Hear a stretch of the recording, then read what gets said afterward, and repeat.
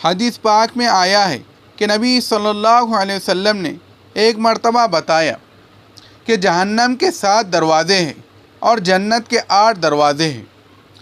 تو 8 دروازے مختلف لوگوں کے لیے ہیں، کوئی توبہ کرنے والا، کوئی روزہ رکھنے والا، کوئی ذکر کرنے والا۔ تو مختلف قسم کے لوگ مختلف دروازوں سے جائیں گے۔ تو سیدنا صدیق اکبر رضی اللہ تعالیٰ عنہ نے پوچھا، اے اللہ کے نبی صلی اللہ علیہ وسلم، میں کس دروازے سے داخل ہوں گا؟ نبی صلی اللہ علیہ وسلم نے فرمایا کہ تم ایسے درجے پر فائز ہو، جب جاؤ گے تمہارے لیے جنت کے 8 دروازے کھل جائیں گے۔ اب بتائیے کہ مردوں میں جس کی زندگی سیدنا صدیق اکبر رضی اللہ تعالیٰ عنہ کے نقش قدم پر ہوں گی، ایسے صدیق کے لیے اللہ تعالیٰ 8 دروازے کھولیں گے۔ جبکہ عورت کے لیے اگر وہ 5 نمازیں پڑھ لے اور 5 نمازوں کے ساتھ اپنی ناموس کی حفاظت کرے اور خاوند کی اطاعت کرے، اللہ تعالیٰ اس کے لیے جنت کے 8 دروازے کھولیں گے۔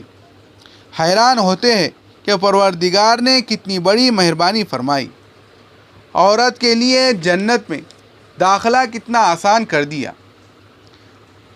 اب دیکھیں 3 باتیں بتائی گئیں۔ 5 نمازیں وہ تو پڑھنی ہے، مگر دیکھا گیا کہ بعض عورتیں اس میں بھی سستی کرتی ہیں۔ ان کے دل میں یہ ہوتا ہے کہ پڑھنی ہے، ذرا یہ کام کر لو۔ بھائی، کام تو ہوتے ہی رہتے ہیں، پہلے رب کا کام کرے اور پھر دنیا کے کام تو ہونے ہی ہیں۔ مگر یہی بس میں اس سے تڑکا لگا لوں، ذرا میں چاول چولہے پر رکھ لوں، اور اسی طرح کرتے کرتے کبھی تو مکرو وقت ہو جائے گا اور کبھی نماز ہی قضا ہو جائیں گی۔ اور فجر کی نماز میں تو عورتیں بہت سستی کرتی ہیں، اور اگر ان کو غسل کرنے کی ضرورت ہے تو پھر بہانہ بنا کر کہ پانی ٹھنڈا ہے، گھر میں دوسرے لوگ ہیں، میں کیسے نہاؤں، فجر کی نماز کو آسانی سے قضا کر لیتی ہے۔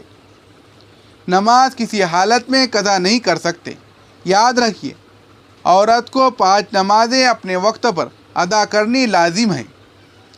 اس کی اہمیت کو عورت پہچانے اور وقت بے وقت نماز پڑھنے کی عادت چھوڑ دے، اہتمام کے ساتھ نمازیں پڑھے۔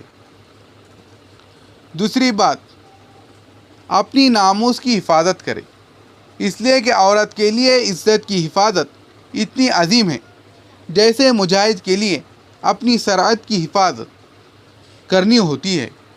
لہذا کوئی ڈھیلی بات نہ کرے، کوئی کسی کی رعایت نہ کرے، کسی غیر مرد سے میٹھی گفتگو کرنے کی ضرورت نہیں، لوچ والی گفتگو کرنے کی ضرورت نہیں، کسی غیر محرم سے تعریفیں سننے کی ضرورت نہیں۔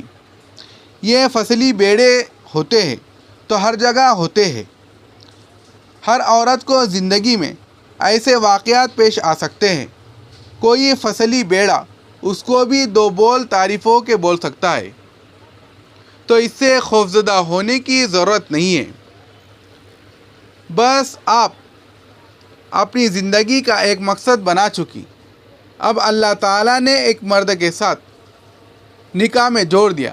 اب آپ کے پاس کوئی یوسف ثانی بھی بن کر آ جائے تو آپ نے آنکھ اٹھا کر بھی نہیں دیکھنی، اپنی عزت کی حفاظت کرنی ہے۔